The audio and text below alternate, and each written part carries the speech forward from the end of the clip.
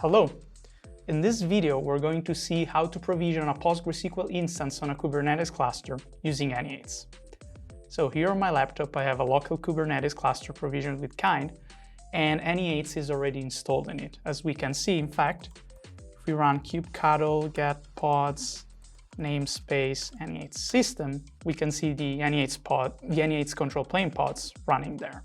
I also want to point out that right now there are no pods in the default namespace. If you want to learn how to install anynines in your Kubernetes cluster, check out the second video in this series. So how can we actually provision a PostgreSQL instance?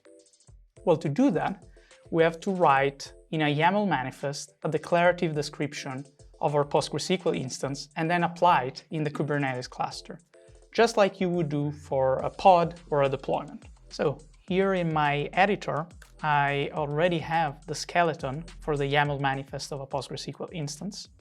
So let's take a look at it. The first thing I want you to notice is how the kind is called PostgreSQL.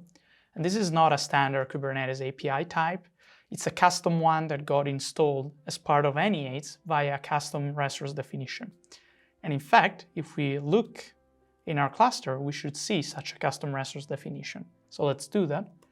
Kubectl get crd PostgreSQL. Yep, there it is. So let's go back to the manifest and actually add some information to it. Here in the spec field, we can add all the configuration parameters for a PostgreSQL instance. Let's do it. So for example, let's say we want 3 replicas for high availability. We want PostgreSQL to be version 14. And we want each replica to have, let's say, 1 GB of storage of disk. There are many more configuration options. I'm not going to show them all. If you're interested, check out the anynines documentation. So with all this in place, we can finally apply the manifest and provision our PostgreSQL instance. Kubectl apply file name PostgreSQL instance. Okay, the command went through.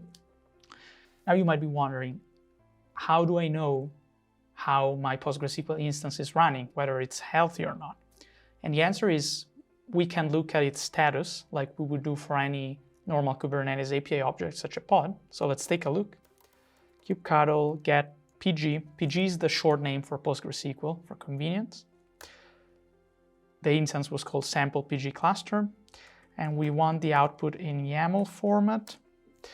And now there's a lot of text, but we only care about the bottom, the status. And the status is telling us that the instance is still pending, so it's not actually ready yet. And why is that? Because there are only 2 ready replicas, as you can see from my highlighting. And it's still pending because in the spec, we said we wanted 3 replicas running, right? We can also see the replicas directly running as pods in the default namespace where we created the PostgreSQL instance. If we do a kubectl get pod, yep, we see all of our 3 replicas. And you can see that they're all running. So if we look back at the status, we should see that now it says, yep, that the instance is running.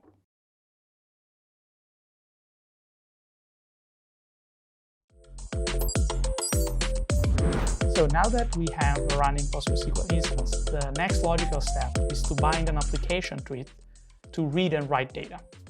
To learn how to do that, visit the 5th episode of this series.